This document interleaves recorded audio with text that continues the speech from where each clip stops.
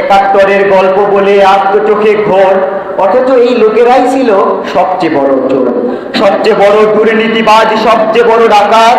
লোক দেখিয়ে পড়তো নামাজ 125 টাকা। স্বাধীনতার প্রথম শর্ত গণতন্ত্র বিনে, করতো শাসন দেশটা যেন বাদ দিয়েছে কিনে। প্রশাসনের পলে পলে সবদলীয় লোক, বাবার মূর্তি, বাবার পুজো, বাবার জন্য সব। ভিন্ন মতের জন্য জুলুম ছিল ভয়ঙ্কর, জ্যান্ত কবর সমতুল্য ভয়াল আয়না ঘর। সেই ঘরে চোখ পাহাড় বেঁধে করত নির্যাতন, নিরপরাধার ধার্মিক ছিল সে লোকজন। দেশপ্রেমিক নেতার গলায় লাগলো ফাঁসির দড়ি, কে বাজাবে ছুটির ঘন্টা, কোথায় সে দপ্তরি? গণতন্ত্র হত্যা করে ফ্যাসিবাদী শাসন চালিয়ে যেতে প্রচার করত উন্নয়নের ভাষণ। তলে তলে ফরেন রিজার্ভ ব্যাংক তহবিল লুটে খাচ্ছিল দেশ নেত্রী নেতা চেলাই চেটে ফুটে। প্রতিবাদে কে দাঁড়াবে, কার আছে হিম্মত? ডান্ডা মেরে ঠান্ডা করে দিত ভিন্ন মত। জাতির গলায় লটকে ছিল বৈষম্যের কোটা, কোটার খোটা উতরাতে চাই ছাত্র সমাজ গোটা। এমন সময় হ্যামিলনের বাঁশিওয়ালা এসে বাজালো এক বিপ্লবী সুর, সে সুর সর্বদেশে। নাহিদ এলো, হাসনাত এলো, এলো স্বাধীন কায়েম, বাংলাদেশে ন্যায় ইনসাফ করতে হবে কায়েম। দুর্নীতিবাজ দস্যু মুক্ত করতে হবে দেশ, জুলাই জুড়ে আন্দোলনের ঘটলো উন্মেষ। ঢাকা বিশ্ববিদ্যালয়ে জ্বলল প্রথম আগুন, আচমকা সব গাছে গাছে ফুটল দ্রোহের ফাগুন। আগুন থেকে স্ফুলিঙ্গ ছুটল বহুদূর, জাগলো ঢাকা, রংপুর, রাজশাহী, সিলেট, রংপুর। দেয়াল জুড়ে সম্ভাবনার গল্প হলো আঁকা, এমন দিনে চুক্তি করে যায় কি ঘরে থাকা?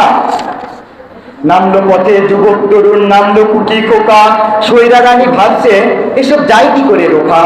তার পেটোয়ার বাহিনী রক্ষী শত শত, বলেন ডেকে দমন করো, রক্ত ঝরুক যত। রাজাকারের নাতিপুতির কিসের অধিকার, দেশটা আমার পরিবারের, দেশটা আমার বাবার। দাঁড়িয়ে গেল আবু সাইদ, মুগ্ধ এবং তাহের, সৈরা রানী করলো শুরু তার ক্ষমতা জাহের। গণহত্যা চালিয়ে গেল নরফাদক দিয়ে, ছাত্র সমাজ ফিরল রক্ত লাশের মিছিল নিয়ে। এমন করে এসে গেল 36শে জুলাই, ভাবছে পুলিশ, র্যাব, বিজিবি আর কিভাবে কুলায়। আসছে মানুষ ঢাকার দিকে শ্রাবণ স্রোতের মতো, আর্মি প্রধান বিচলিত, বোঝান সাধ্য মতো। জনস্রোতে অস্ত্র তোলে তার পেটোয়া দল, রক্তই পথ পিছল করে, রক্ত বাড়ায় বল। ফ্যাসিরানির কঠোর হুকুম, তার ক্ষমতা চাই, লাশ পড়ে যাক লক্ষ হাজার, কুছ পরোয়া নাই। অবশেষে হলো যখন ফ্যাসিবাদের পতন, প্রাসাদ প্রাচীর ভেঙে পড়ে তাসের ঘরের মতন। পালিয়ে গেছে ফ্যাসিরানি, পালিয়ে গেছে চেলা, পালিয়ে গেছে কিন্তু হিসেব রয়ে গেছে মেলা। গণভবন বিজয় করে সিজদা দিল লোকে, কাটলো মানুষ আনন্দে আর কাটলো মানুষ শোকে। দেশটা যেন নতুন করে স্বাধীন হলো আবার, দেশটা যেন না হয় কোনো দেশদ্রোহীর খাবার। দেশটা যেন দেশপ্রেমীদের ঐক্যে অটুট থাকে, সম্ভাবনার ফুল ফুটে রয় পথের বাঁকে বাঁকে। খেলার মাঠ সংস্কার খুব জরুরি। আর একটি হলো হলরুম সংস্কার। আমরা যে হলরুমে আমাদের সকল অনুষ্ঠান পরিচালনা করি, আমাদের প্রাণের দাবি আমাদের নবগঠিত সভাপতির কাছে আমার উল্লেখিত বিষয়গুলো দয়া করে বিবেচনায় নেবেন। আমাদের পরবর্তী শিক্ষার্থীদের এসব সমস্যার সম্মুখীন না হতে হয়, এই বিষয়টি লক্ষ্য রাখবেন। ধন্যবাদ সবাইকে।